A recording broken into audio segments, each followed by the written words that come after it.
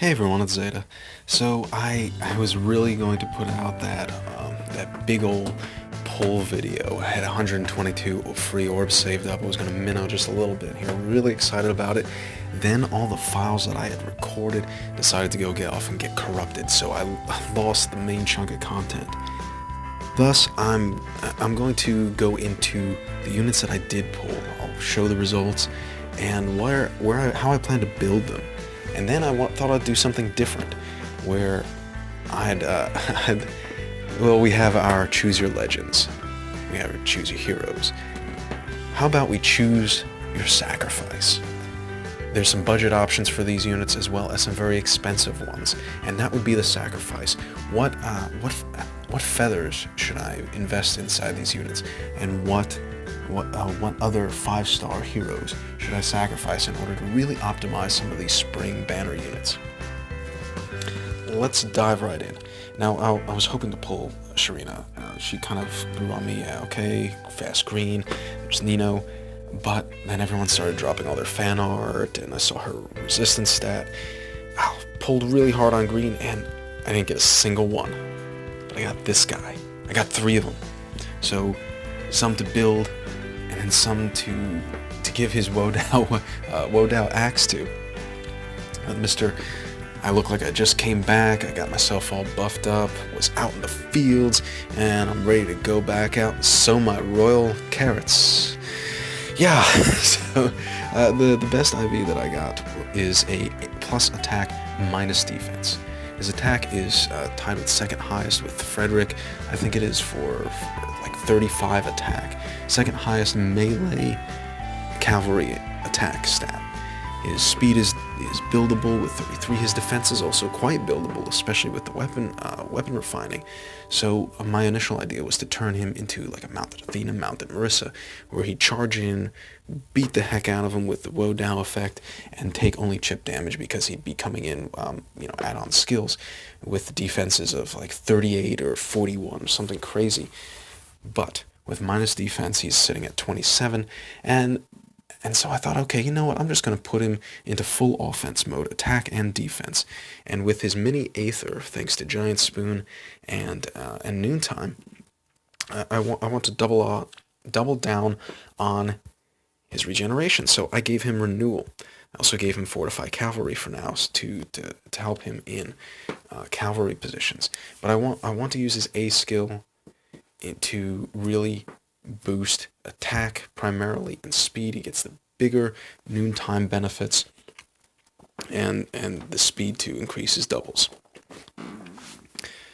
Immediately after I got my second Alphonse, it was Alphonse, and the next orb in the same session was a Shiro. So you can't be a pity breaker if you've already broken your own appearance rate. Taps on your temple.jpg. So he's nice to have, although he has lost some value with defense tactic going the way of the Sacred Seal. But I'll keep him around and maybe make a whole tactics team if I can get that. I got defense tactic, there's resistance tactic, and you can always double them up. That way the wielders also can get buffs. But then I got the third Alphonse, and I got Spring Kagero. Really great overall getting these 5 units. Now Spring Kagero has a negative here with plus HP minus speed. Not the best. I guess not really the worst. Minus speed is kind of bad for her, but let's put this in the context of flyers overall, and it's definitely workable. So flyers are either the fast Pegasus, the slow and tanky Wyvern, or they have some sort of utility or other role in between, some other way that they're getting built up. So at 34 base neutral speed, she would be built a lot like the other fast ones. Maximize the speed, maximize her attack. But this time I have to go and look towards some of the slower ones. And to me that is Halloween Noe. Halloween Noe, I have a minus speed, but her base speed neutral is 32, and she focuses more on her utility, teleporting for days with Grimoire, and you put her with things like Wings of Mercy to teleport even more, or you play Trick or Treat with Desperation 3 and the Brash Assault Seal. So similarly, Kagero can be built. She has a bond for speed and resistance, unlike Noe, who makes more use of her attack and resistance. She's got like 48 base with her weapon on there, so attack res is much more viable. So similarly with Spring Kagero and having a minus speed, I want to boost her attack, boost her good resistance. It's not like Halloween Henry, of course, but that's where her skills come in to give her the resistance survivability.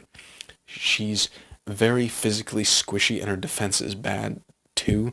I mean, that's where you trade it off. But her defense, I think, of around 18 is not going to provide her a lot of protection. So we can really disregard that. Focus on the attack, focus on the resistance, make her fulfill more of a mage killer role, as well as debuffing the enemy team. And if I have the opportunity, I can also increase her speed, because 31 we can build up from there. It's the nature of the flyers, it's the nature of the flyer buffs. We can work with that. So overall, again, I'm really happy with this, and I look forward to building them up into some monsters. Now, where I started with her was to put Noontime on her. That way she could have a bit of that Aether effect, that mini Aether effect. But from there, it's going to be a little bit more variable. So let's go into the Choose Your Sacrifice.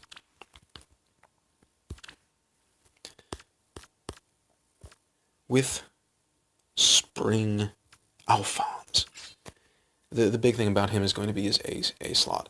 I've chosen Renewal for his B, and I may also give him Desperation, depending on the A.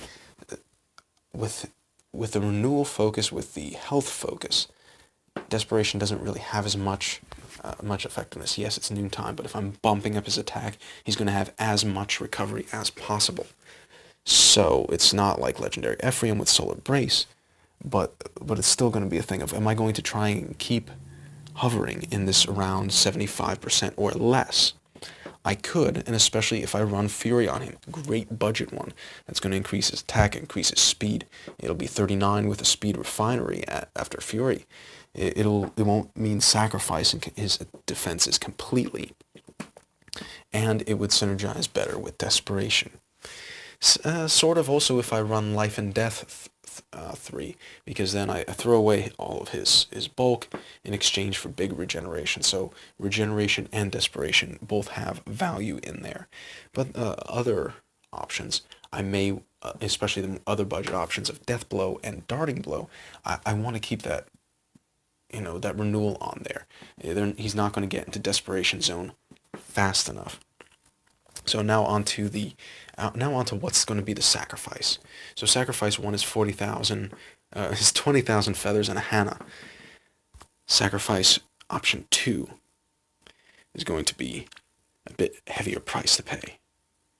I can get Swift Sparrow on him, so that'll be the effects of both +4 of attack and +4 of speed.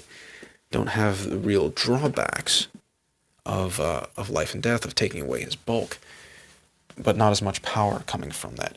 Just a little bit less, and only on the offensive, but it would require me. Now that I'm carrying a tome instead of a sword, I need to be careful. If the enemy gets too close, I can't fight back. It would require me to sacrifice Erica. She has to be very careful, because this could be very powerful for Alphonse. But, I got her as minus attack, so I wouldn't feel as bad about that. But then again, she's just so fast, and as a strong red tome cavalry, it would be a real sacrifice to take her out of the team. So, let me know what you think. Should I go with the budget option? Should I sacrifice the feathers? Should I sacrifice Erica? Or what the hell are you doing? Come on, Zeta. Like, you have Fury. Just go for it. And now, as for Kagero, it's a little bit more varied. I have more options, but more potential sacrifices. So I could do Erica again for the Swift Sparrow. I could do Hannah again. What about budget options? So that would be me saying more so just Death Blow. get that attack up. Really just lay into them. Or darting blow. Make up for that speed.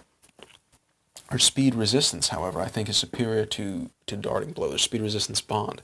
So, what other options can I put in there? Well, that's a little bit of a tough one. But I do have some. So again, Life and Death 3, sacrifice the feathers. Swift Sparrow, sacrifice Erica. Another budget option would be to sacrifice her infantry version for warding blow. Really focus on the defense. But then there's Mirror Strike.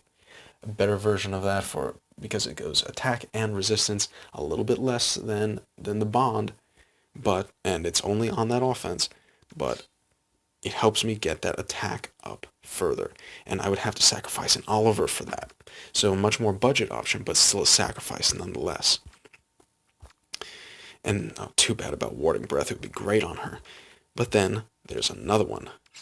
Brazen. Brazen attack speed, having to sacrifice Winter Robin, who I could otherwise use for his armor march.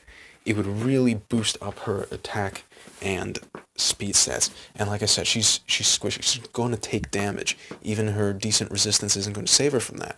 So her health will drop easily below Desperation range. So combining Brazen with Desperation can really, really, really save her the whole, I'm going to get counterattack thing, and allow her to better use her attacks and getting that speed up so she can double. It'd be very powerful. And another big sacrifice can be made, but more focus on her attack and resistance, would be Halloween Noe. So there's 4 big ones, but wait, we're not done. With her carrot having the smoke effect for defense and resistance, well, Goad is a natural for her, of course, to stay within her team. But even on a flyer team, they can't hurt for having the enemy debuffed to a greater degree than they would be buffed. So that's where Speed Smokes comes in. Got a spare Sigurd. I could sacrifice him into there, rather than keep it the budget option of Goad. So, let me know about that. Who would be your sacrifice? Sacrifice the feathers for Life and Death 3. Sacrifice the Nemesis Lady to her instead for Swift Sparrow. Sacrifice Winter Robin for Brazen. Sacrifice Oliver for Mirror Strike. Sacrifice Sigurd for Speed Smoke. Hoo. Decisions. But in the meantime, I'm going to be building them up because I can also have just a little bit of fun at the arena. So maybe something to turn a few heads, make people think, what the hell am I fighting against? And holy crap, I lost to that. So meet Team Manwich. We have good old Summer Xander and his washboard stomach. Have Spring Alphonse coming out from the fields with his V-necks. Dorcas for all you Onichanbara fans there. And we have the tin can of manliness himself, Arden. Or we can make it, even more odd. We'll take it all for green here. I could swap him in for Spring Crom. We could swap him in for Fell Robin. I could toss in a blue with Spring Xander. And as I say, if you want your pudding, you have to eat your meat. So with beefcake comes cheesecake. And I could have Team Sweet Cakes come out with Spring Camillo, with Summer Tiki, and we'll keep on going through the year with Winter Taria, and finally coming back to spring with Spring Kagero, just to go and mess around with people at the arena. So I'll get my points in, and then I'll stick these guys as my defensive team, or just go run out and make them turn and scratch their heads and say, oh wow, I'm fighting this. So I'll be pounding my way against tier 19, and hopefully in the coming weeks try and get back into 20, which I've only gotten through once. So I've had a lot of fun with this. I hope you guys have had a lot of luck in your Hares at the Fair banner pulls. Let me know what you think about the Hares in the Fair. Let me know about the units that you pulled, and let me know, who would you sacrifice?